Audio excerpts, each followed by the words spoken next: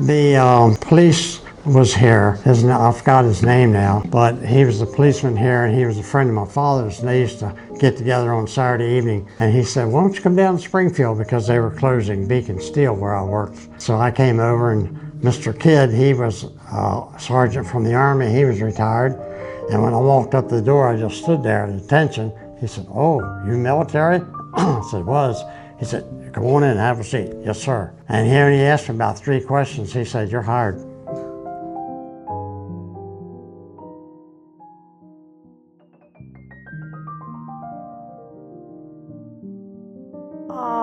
Many. Aunts, uncles. My grandfather was here for 43 years and my grandmother was here for 30. My mother graduated from the LPN program here. My dad worked here for a while. He was a stationary engineer and he left from the boiler room and went to the school for the deaf. My grandmother talked about her grandfather working here, and she talked about when they were building Hubner and he was driving a team of white horses.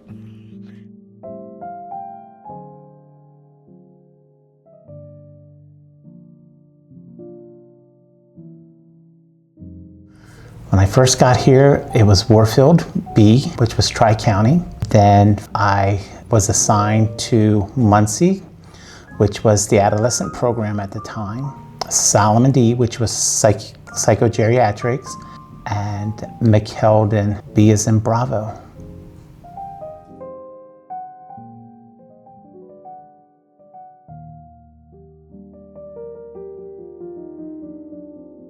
I was a health assistant one when I started out, and then I went to LPN school in 1979. I graduated in 1980. Then I went on to Howard Community College and graduated as an RN in 1982. I retired in 2008. I was in nursing, started out, like I said, as an HA1, then I was an LPN, an RN, and when I retired, I was Director of Performance Improvement and Safety.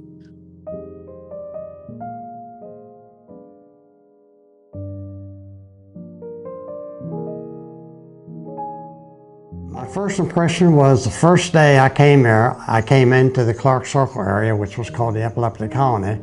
They put me on Epileptic Colony 1, where male patients were, and they had all kinds. They had aggressive patients, they had patients that stood up on the stairwell and wouldn't even look at anybody, all kind of things. And I thought, well, I'll stay till lunchtime. I did. I thought, I'm leaving, I'm getting the hell out of here at lunchtime. But as I stayed, things got a little bit better. You know, people were nice and all. And then I started to know the patients. So I enjoyed it. About a year later, they said, "Why don't you go to the LPN school?" I said, "What's the LPN school?" Then I did, and I became an LPN.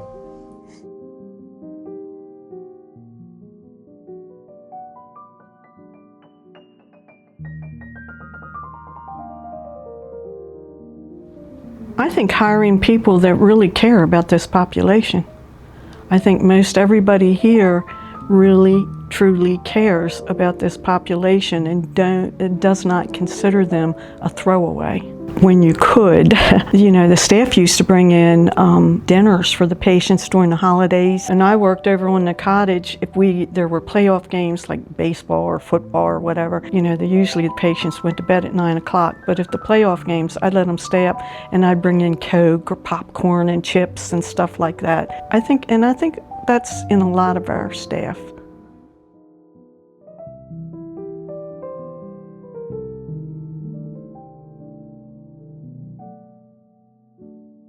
When I first came here, there was a young man on the unit who was deaf and had been treated horribly as a child. He had been locked in a closet. And he wasn't the only one in the state hospital system that had been, the primary problem was that they were deaf and the family couldn't help them. And so another turning point was the establishment of the unit for the deaf and hearing impaired at Springfield.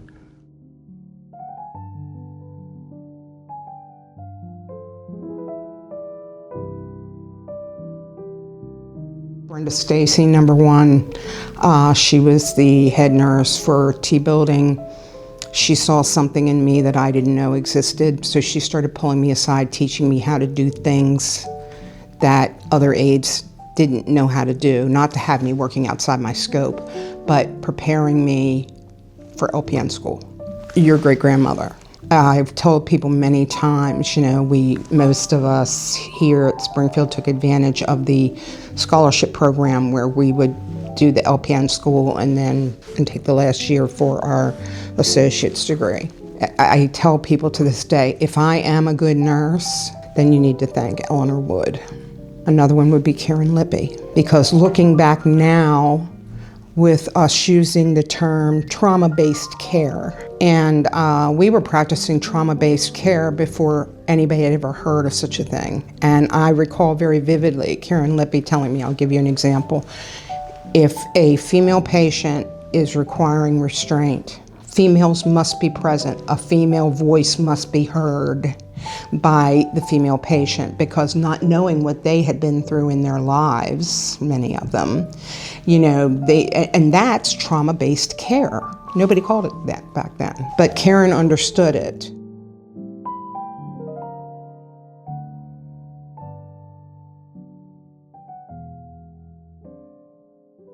So I started here at Springfield in 2002, actually as a summer student. I then ended up getting my CNA here because at the time, Springfield Hospital Center offered the CNA program. So I got my CNA here at Springfield and I started working full-time. I then started nursing school. In 2009 is when I left Springfield, and I left as a registered nurse. I came back in 2012 as a registered nurse supervisor, and then I advanced. I got my master's degree and I became a clinical nurse specialist in what I do today.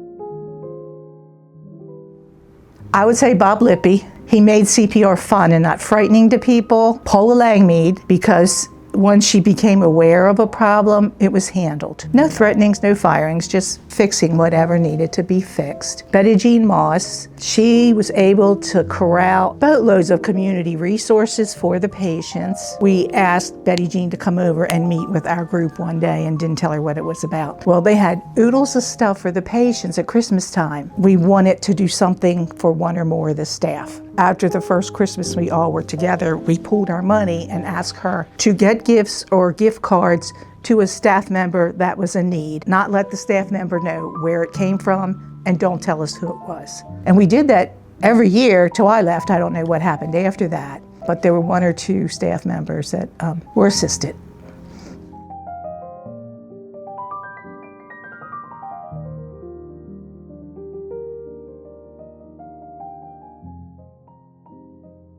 I think it's recognizing the changing landscape of the patients that we deal with. Of course, I work at Springfield. I might be biased, but I really do believe that we have always been cognizant of what patients might need and trying to think outside the box and or getting prepared for what might be the changing landscape of community services. And so trying to prepare and meet the needs of our patients with what is available out in the community.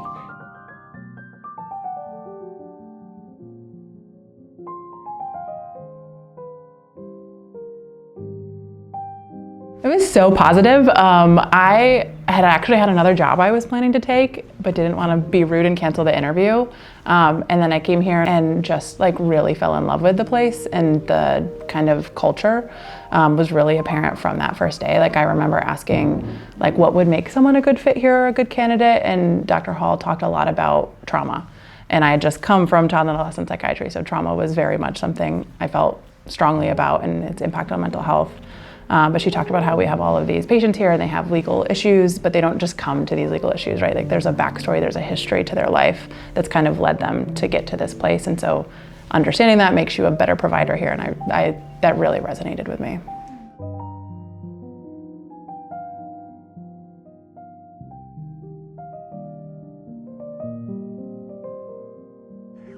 I think it's close to 3,000.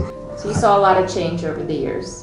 All kind of changes. Out front here, this was done with flower houses, where they had the horticulture here, flower houses.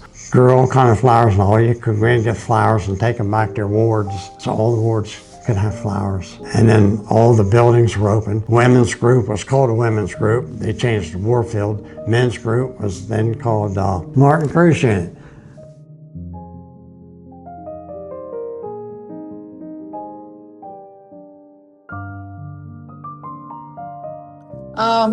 Two things. First of all, was a patient. She used to come in, she was very refined, and she used to wrap herself completely in aluminum foil to keep the space rays out.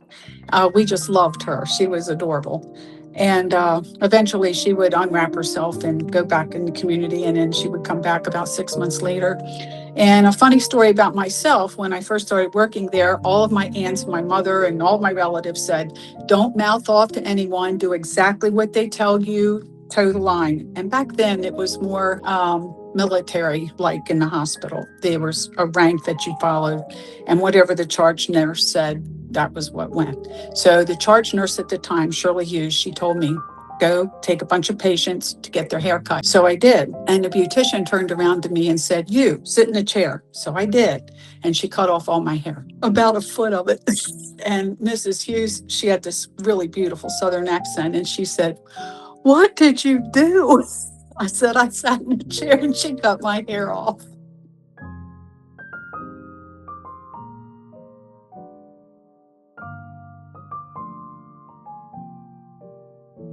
Springfield means my life.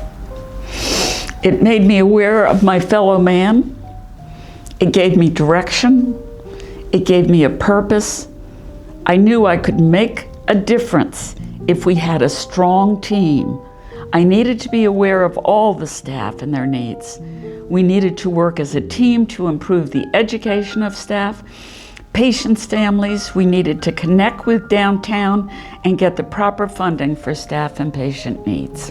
And I've got to tell you all, especially the community, you know, when I talk about Springfield being the best mental health facility in Maryland, I have proof for that, because my last 3 years of employment, they sent me out to monitor all the other mental health facilities in the state of Maryland.